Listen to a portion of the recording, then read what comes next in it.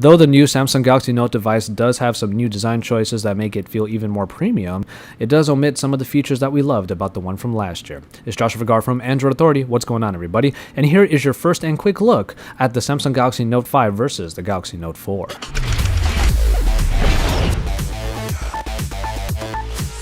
Normally, the Samsung Galaxy Note series differentiates itself from the Galaxy S line on the design front, but this year that just isn't the case. Comparing the two devices, you can already see where it gets its inspirations from. The Note 4 seemed like a phone that really tried to be executive with its leather on the backing and the metal frame that we already loved in the Note 4. But the metal frame returns down the Note 5 and takes on the design from the Galaxy S6. But that also means a dual glass panel design that might make this one of the most delicate and also most expensive phones you don't want to be dropping anywhere. The Galaxy Note 5, though, still retains everything that the Note 4 already had in its design, including the button layout with the fingerprint scanner that's embedded into the home button up front that now is of a press design instead of the swipe design that the Note 4 started from last year. And the press design does seem to fit very well, and it does allow for an easy way of unlocking the phone. But also the Galaxy Note 5 does shed a millimeter about in all directions, so it does feel a little bit more narrow and a little bit smaller, just that tiny bit from the Note 4. Nonetheless, though, the material choices make the Note 5 feel a little bit more premium and a little bit denser. That's not to say that the Note 4 feels cheap anymore, it's just that the premium editions of the materials in the Note 5 are the upgrade that it needed in this year's edition. Where we see the same features return are mostly in the display. The Galaxy Note 5 features a 5.7-inch Quad HD Super AMOLED display that is just as good, if not even better, than the one that we found in the Note 4. And it's enjoyable for everything from media to text reading to all of the multitasking and work that you would be doing on either of these devices. And really, we do think that the Super AMOLED construction is still doing very well for the Note series. Now, in performance, we now have a bit of a change in the Note line because after the Galaxy S6, Samsung decided to put Exynos processors across all of their devices, and that is now the case in the Note 5. Now, it's going to be very powerful, especially with 4GB of RAM that is made for all of the multitasking that you're going to need, and that is a bit of a bump up from the Galaxy Note 4 that had the Snapdragon 805 processor backed by 3GB of RAM, but still, the Note 4 should be able to provide all of the performance that plenty of users still need, so it doesn't lose too much ground on that front. And then, of course, we have the construction of the S Pen, which we will cover a little bit here. The Note 4 S Pen did nestle itself into the bottom right corner pretty well, and it was pretty easy to pop out. But now, the construction of the S Pen on the Note 5 allows it to be flush with the design. And the reason why is because the top portion is now of a clicky design. You'll be able to even click it like a regular pen, but it clicks into the chassis and kind of keeps itself out of the way until you pop that thing out, and then you're able to pull out the S Pen from there.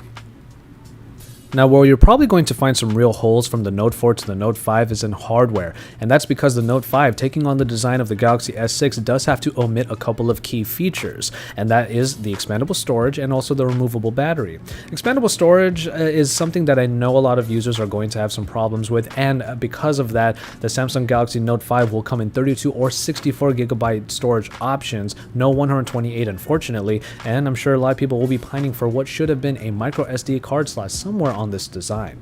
In the Note 4, it was underneath the back cover, which also allowed for the replacement of the battery, and this time around the Note 5 has an embedded battery that comes in at 3000 milliamp hours. We're not too sure if that will be enough to make this phone go the distance, but it should be enough for a full days of usage with all the optimizations underneath that the Galaxy Note 5 should be bringing to the table.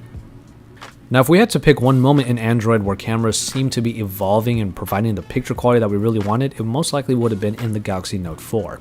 The Galaxy Note 4 still boasts one of the better smartphone cameras available in the market thanks to its 16-megapixel rear-facing shooter with optical image stabilization.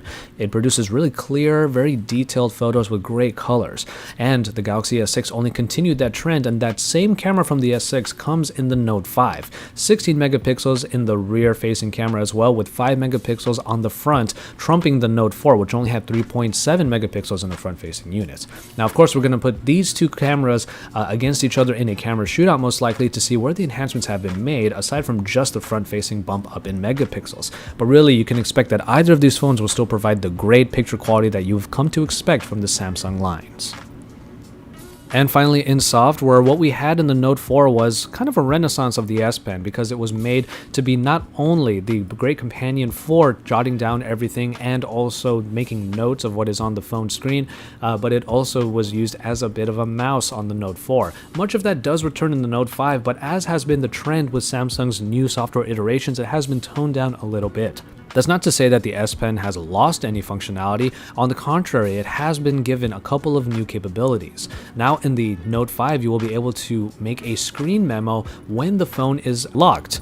You'll be able to take out the S Pen when the phone is locked, and it will create a blank slate that you can create a quick screen off memo with. And even then, the screen write capability that was originally brought from the Note 4 has been enhanced to become a scroll capture, so you can get multiple snapshots of the same web page, so you can get the entirety of the web page and be able to jot down all of your notes on top of it. From there, you still get the action memo, and the air command menu has been enhanced a little bit to give it a much better look, and you can access it not only by pressing the button on the S Pen like you did before, but there's also a floating button that will allow you to get to it, so you can get to the 3 main functions of the S Pen and also 3 frequented applications. With the even more powerful processor and the 4GB for multitasking, we have no doubt that the Note 5 is going to continue the multitasking prowess that the Note 4 had, only it's going to dial itself back a little bit so it's not always in your face with all of its features. If there's one thing that's clear, it's that the Galaxy Note 5 got the update that it needed from the Galaxy Note 4, with a more substantial and robust design, upgraded internals, and of course an improved software experience, including the new S Pen. There are the little details of the S5 that really make it the phone that we know is going to really sell well this year. It's just that a few of the choices that it made, especially in design, means that some of its features that probably a lot of users really wanted are no longer in the Note 5. You might have to go back to the Note 4 for those. That being said, however, both of these phones still provide some great experiences, and the Note 4, with a lower price point from being last year's model, still might be one of the most viable options in Android today. But we're going to put these two into a more in-depth comparison, so make sure you stay tuned for more of that and more on the Samsung Galaxy Note 5 here at AndroidAuthority.com, because we are your source for all things Android.